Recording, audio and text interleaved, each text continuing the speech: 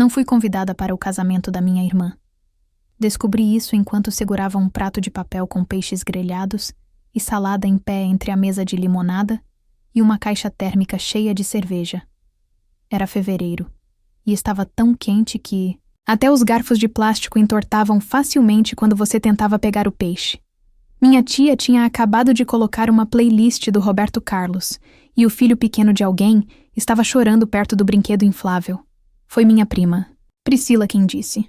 Ela tinha acabado de sair da churrasqueira, tirando o cabelo do rosto com uma das mãos e segurando um cachorro quente na outra. Então, ela disse animadamente: "Você vai voar para o grande dia da Camila ou só vai de carro?" Pisquei. "Que grande dia?" Ela riu, achando que eu estava sendo sarcástica. "O casamento, menina. Ela finalmente vai se casar com aquele Rafael." Sorri como se soubesse exatamente do que ela estava falando. "Ah, claro. Certo. Então pedi licença para ir ver os ovos de codorna com maionese, o que era na verdade uma desculpa para sentar. No meu carro com o ar-condicionado, no máximo tentando respirar em meio ao estranho silêncio repentino no meu peito. Camila era minha irmãzinha. Eu ajudei a criá-la depois que nosso pai morreu. Eu estava do lado dela quando ela passou mal na primeira festa da faculdade. Eu transferi dinheiro para ela mais de uma vez em situações de sufoco, como, por exemplo, quando ela não tinha dinheiro para pagar o aluguel. Fui eu quem lhe abraçou durante seus primeiros ataques de pânico, e quem ficou ao telefone com ela durante horas na noite em que achou que Rafael estava traindo. E agora ela estava se casando com ele, e aparentemente a lista de convidados não me incluía. Fiquei sentada no carro por 10 minutos tentando decidir se estava magoada, com raiva ou apenas cansada. A resposta era sim para as 3. Dentro de casa, alguém havia cortado o bolo de morango. Pela janela eu podia ver Priscila conversando com minha mãe, que usava seu vestido azul claro de verão de sempre e parecia perfeitamente calma, como se tudo no mundo estivesse exatamente como deveria ser. Olhei para o prato na minha mão. A vontade de comer passou completamente. Eles tinham planejado um casamento que minha irmã nem mencionou, e de alguma forma, eu era a única que parecia surpresa. Não voltei para me despedir. Simplesmente fui embora para casa, esperei, 2 dias antes de ligar para minha mãe. Não era porque eu precisasse de um tempo para me acalmar. Eu não estava exatamente com raiva. Nem mesmo esperava um pedido de desculpas. Acho que eu só precisava ouvir dizer da boca dela que tinham planejado tudo sem mim. Ela atendeu no segundo toque. "Oi, querida", disse ela com aquela voz calorosa e eficiente que usava com balconistas e voluntários da igreja. Eu conseguia imaginá-la na cozinha, limpando o balcão com um pano de prato e com o telefone aninhado entre a bochecha e o ombro. "Tudo bem? Só tenho uma pergunta rápida", eu disse, tentando manter o tom leve. "A Camila vai se casar?" Uma pausa, uma respiração, o som de uma geladeira se fechando.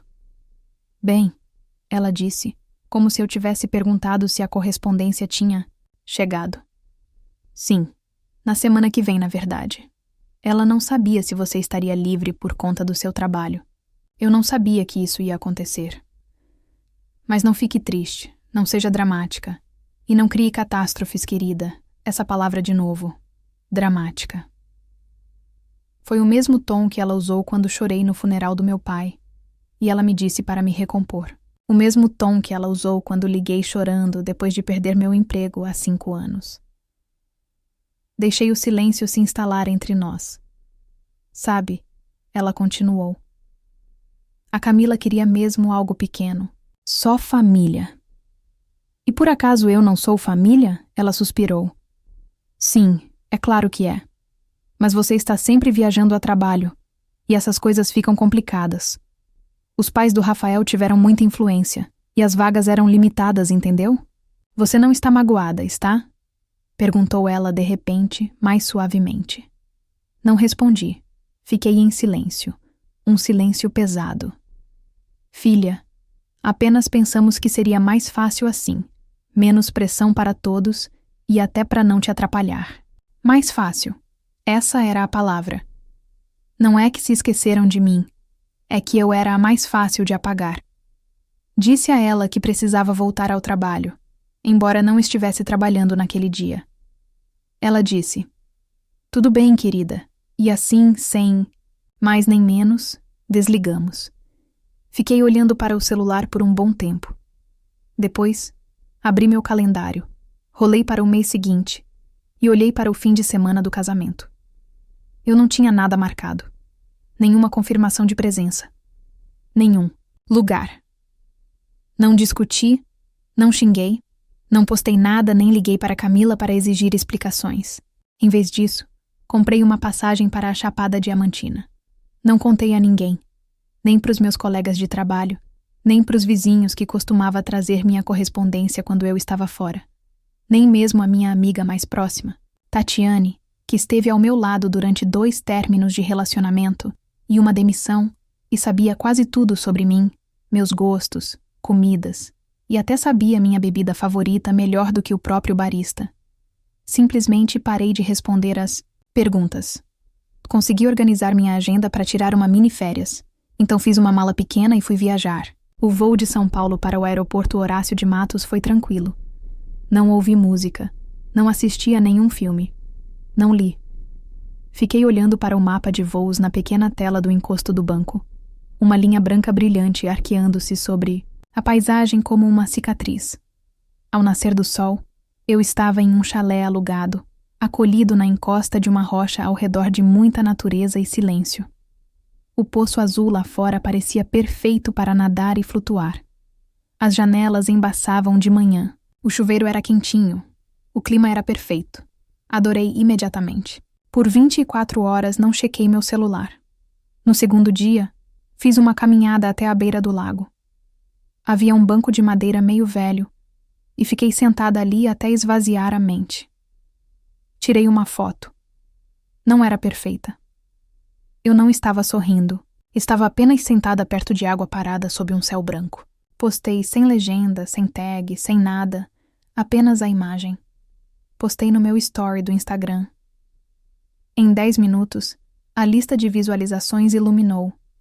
Camila, minha prima Priscila, minha mãe. Ninguém disse uma palavra. Eu não esperava que dissessem. Não era esse o ponto. A questão é que eles me viram. Não no chá de panela, não no jantar de ensaio, não no brunch de planejamento do casamento, do qual eu nem sequer tinha ouvido falar. Mas ali, em um lugar de montanhas, vapor e silêncio, eu havia me tornado momentaneamente visível. Não postei nada no dia seguinte, apenas vivi. Bebi café amargo em uma caneca de cerâmica e observei o lago ao longe. Escrevi no meu diário. Nada poético, apenas listas de coisas que eu não precisava fazer aqui. Nada de papo furado, nada de fingir que estava bem, nada de confirmar presença, nada de lista de presentes. Só eu e o som do vento se movendo.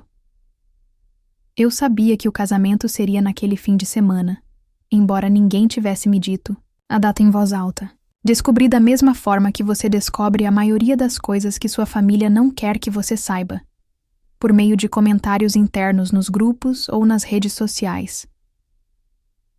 Minha prima Aline postou um bumerangue de taças de champanhe tilintando, ao lado de uma legenda que dizia: "O amor está no ar." E outra pessoa marcou um hotel boutique em Campos do Jordão. Foi o suficiente. A manhã de sábado estava prateada e silenciosa. Sentei-me à janela com um cobertor sobre as pernas e observei a luz se espalhar lentamente. Não havia sinos de igreja ali, nenhuma playlist de casamento ou madrinhas rindo a portas fechadas. Não chequei meu celular. Fiz mingau de aveia. No final da tarde, o casamento provavelmente já tinha começado. Talvez Camila estivesse caminhando pelo corredor com algo de renda e sem mangas. Nossa mãe, chorando no quê? Imaginei a iluminação, suave, flores em tons pastel filtrando alegria. E em algum lugar das fotos haveria uma cadeira faltando. Não obviamente. Eles teriam preenchido o assento ou reorganizado a fileira, mas eu sabia onde deveria estar. E não estava lá. Naquela noite, postei uma nova imagem. Era apenas minha mão segurando uma xícara de cerâmica contra o fundo do lago. O céu estava sem nuvens. Meu esmalte lascado levemente em um dedo. Nada glamouroso. Nada posado. Nenhuma legenda. Novamente, a cena pela lista surgiu em minutos. Camila, nossa mãe, 2 amigas dela com quem eu não falava há anos. Mesmo assim, ninguém mandou mensagem. E mesmo assim, nada foi dito. Mas desta vez eu podia sentir. O silêncio havia mudado. Não era mais ausência. Era presença retida. Imaginei-os rolando o celular entre danças ou sobremesas. Vendo minha postagem, em um momento de pausa, e se perguntando se significava alguma coisa. Significava. Significava que eu sabia. Significava que eu estava assistindo, não por inveja ou maldade, mas porque um dia eu tive importância ali. E agora não tinha mais. Pelo menos não o suficiente para ser convidada, ou muito o suficiente para assombrar a borda do quadro. Não postei mais por 2 dias. Que eles notassem o silêncio. Que o preenchessem com qualquer história que precisassem contar a si mesmos. Eu não tinha nada a acrescentar. 3 dias depois do casamento, acordei com o som do meu celular vibrando no criado mudo. Eram apenas 6 horas da manhã, e lá fora, o céu estava da cor que fazia você esquecer que o sol existia. O celular continuava vibrando. Mensagens. Chamadas perdidas. Mais mensagens. A princípio, pensei que alguém tivesse precisando de ajuda. Afinal, eu sempre ajudava a todos. Mas os nomes na tela contavam uma história diferente. Fernanda, tia Lúcia, minha mãe, depois a colega de faculdade da Camila e, finalmente, minha amiga Tatiane, a única que realmente me disse a verdade. Mensagem dela foi curta. Sem cumprimentos, sem preparação. Você precisa ver isso. Ela anexou um link, apenas uma miniatura do que parecia ser um salão de festas e algo borrado voando pelo ar. Hesitei. Não tinha certeza se queria abrir. Não tinha certeza se queria saber. Mas cliquei. O vídeo começou em meio ao caos. Gritos, suspiros e movimento. Uma madrinha gritava. Não de alegria, mas de fúria, com a voz embargada, enquanto jogava um buquê pelo salão. Não de cerimônia, mas de raiva. As pessoas estavam de pé, se virando, recuando. Alguém derrubou um centro de mesa. Vidro se estilhaçou em algum lugar fora da tela. Então, a câmera encontrou Camila. Ela estava chorando. Rios de lágrimas, escorrendo pelo rosto. Ela gritava alguma coisa, embora o áudio estivesse distorcido. A voz que veio em seguida era mais clara. Você era minha melhor amiga, Sofia, minha dama de honra, e estava dormindo com ele o tempo todo. A voz era da sua melhor amiga desde o 1º ano, a mesma garota que ajudou a planejar a despedida de solteira, a mesma garota que aparentemente planejava se casar com Rafael. Meu estômago embrulhou. A voz de outro convidado, desta vez meio rindo de incredulidade, disse: Essa é a dama de honra. A câmera girou o suficiente para capturar Rafael, congelado entre as mãos erguidas, como um homem tentando domar animais selvagens. Ele disse algo que ninguém percebeu. Não importava. A multidão já tinha começado a se movimentar. Os convidados cochichavam, pegavam seus pertences, juntavam bolsas. Uma mulher saiu com o guardanapo ainda na mão. O vídeo terminou com Camila afundando no chão. Assisti 2 vezes. Então, virei o celular e fiquei olhando para o teto do meu chalé e pensando. Em algum lugar lá fora, um pássaro emitiu um som que eu não conseguia identificar. O zumbido recomeçou. Mensagens de voz. Chamadas perdidas. Novas mensagens se acumulando sobre as antigas. Ninguém disse nada, mas não precisava. Por favor, me ligue. Sua irmã está um desastre. Precisamos de você. Por favor, dê um sinal. Ao 12:00, recebi uma mensagem de voz da minha mãe. Sua voz oscilando como um sinal de rádio de outra vida. Nela, ela dizia que Camila não estava comendo, que a família estava envergonhada, que as pessoas estavam comentando. Ela não se desculpou. Ela não perguntou como eu estava. Ela apenas disse: Não sabemos o que fazer sem você. Sentei-me à janela descalça. Meu telefone vibrou novamente. Desta vez, era de Aline, a melhor amiga da minha irmã. Não era uma ligação, apenas uma mensagem. Sinto muito que você não estivesse lá. Você provavelmente teria me interrompido. Ela estava errada. Eu não a teria interrompido. Eu teria deixado a verdade vir à tona, assim como fiz. No início da tarde, meu telefone parou de tocar e começou a implorar. As mensagens de voz não eram mais rápidas ou irritantes, estavam mais suaves agora. Minha mãe deixou 6 delas em menos de 3 horas, cada uma com um pouco mais de medo que a anterior. Na terceira, ela estava chorando, ou tentando chorar. Sua voz falhou em momentos que nunca costumava falhar. Renata, ela sussurrou. Sua irmã está arrasada. Ela não saiu do quarto desde sábado. Não sabemos mais o que dizer.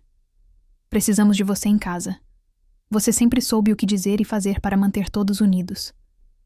Aquela que sabia carregar coisas, que nunca pedia para ser carregada. Não respondi. Em vez disso, fervi água para o chá e saí, deixando o vapor aquecer meu rosto enquanto o vento cortava minhas mangas. O céu acima de mim era infinito, baixo e silencioso. Tirei uma foto do horizonte, uma tênue luz rosada repousando na borda de uma montanha, e postei sem dizer uma palavra.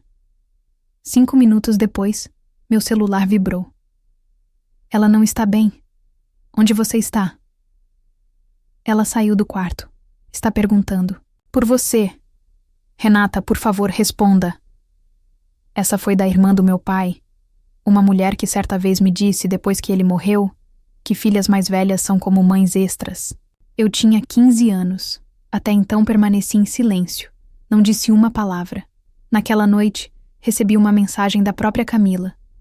Não uma ligação, apenas uma mensagem. Eu sei que te magoei. Não pensei que fosse importar tanto. Na verdade, até pensei que poderia te atrapalhar com o seu trabalho. Pensei que você não quisesse mais fazer parte disso.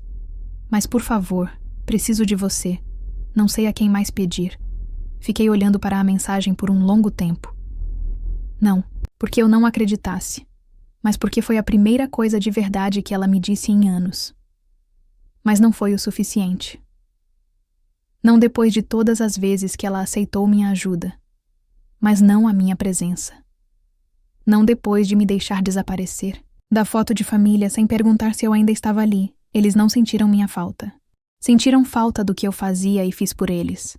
E agora que tudo estava desmoronando, queriam os andaimes de volta. Mas eu não era mais de aço. Eu havia me tornado mais glacial, fria, imóvel. Era quase meia-noite quando o telefone tocou novamente. Desta vez, atendi. Não por perdão. Não porque eu tivesse amolecido. Eu só não queria que o silêncio dissesse tudo por mim. Renata. Minha mãe respirava como se tivesse segurado a voz por horas. Eu não falei nada. Ela esperou e então preencheu o espaço, como sempre fazia, com uma explicação disfarçada de cuidado. Ela não está bem, disse baixinho. Camila, ela mal come. Ela só saiu do quarto uma vez e voltou rapidamente. Ela fica perguntando se você respondeu. Eu podia ouvir o tilintar de algo de cerâmica ao fundo. Provavelmente a cozinha dela. Provavelmente a mesma xícara de chá azul que ela sempre usava quando precisava parecer mais gentil. Queria que você estivesse aqui, acrescentou. Eu estive, disse finalmente. Por anos eu estive. Você simplesmente não me viu. Houve uma pausa. Não defensiva, não rápida, apenas parada. Eu não sabia que você se sentia assim, ela disse, com a voz mais fina agora. Você nunca disse. Ninguém perguntou. Ela soltou um suspiro. Não exatamente um suspiro. Apenas o som de perceber que não. Havia mais nenhum roteiro que ainda funcionasse. Desculpe, ela disse, mas saiu como uma pergunta. Eu não respondi. Em algum lugar no silêncio, ela entendeu, porque pela primeira vez não tentou consertar. Sem desculpas. Sem reescrever a história suavemente. Apenas o som de sua respiração. O som fraco de um relógio ao fundo. O silêncio de 2 pessoas, percebendo que algo havia terminado há muito tempo. E isso era apenas o eco. Você vai voltar para casa? Ela perguntou depois de um tempo. Olhei ao redor do quarto. O chão de madeira, o cobertor de lã na cadeira, o som do vento contra as janelas. Tudo simples. Tudo meu. Não, eu disse gentilmente. Acho que finalmente encontrei minha casa. Não nos despedimos. Desliguei. Fiquei ali sentada por um tempo, ouvindo o silêncio. Não doía mais.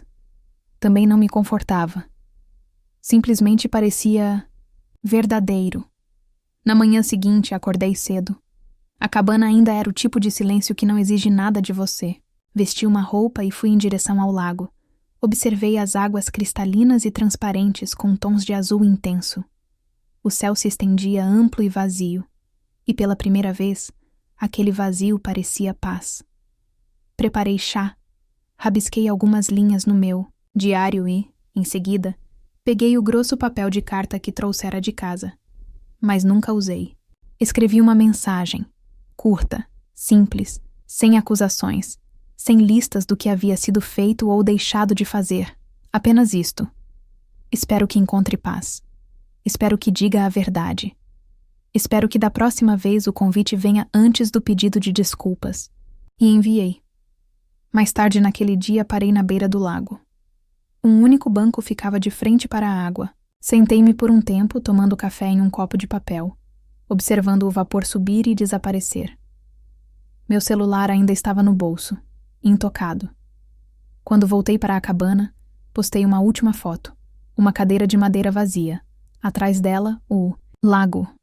Sem legenda, mas eu sabia que eles o veriam. Não porque me seguiram, mas porque as pessoas sempre percebem o que está faltando quando o silêncio é longo demais. Naquela noite, não chequei as mensagens, não rolei a tela, não me perguntei o que estariam dizendo em casa. Em vez disso, fiz sopa. Puxei um cobertor sobre o colo e li a mesma página de um livro 3 vezes. Não porque eu estivesse distraída, mas porque não tinha pressa em deixar o silêncio. Não havia vitória nisso. Apenas clareza. Nenhum encerramento. Apenas espaço. E pela primeira vez em anos não me senti apagada. Eu apenas me senti. Agora me diz. Se fosse com você, você perdoaria sua irmã depois de algo assim? Ou manteria distância para sempre? Escreve aqui nos comentários. Eu quero muito saber. Se você gostou do vídeo, clica em curtir e se inscreve. No canal também, assim você não perde nenhuma história emocionante. E não esquece, deixa também um comentário com uma classificação de 1 a 10 para mostrar o quanto você gostou. Assista também ao vídeo que agora está aparecendo na sua tela. Até breve.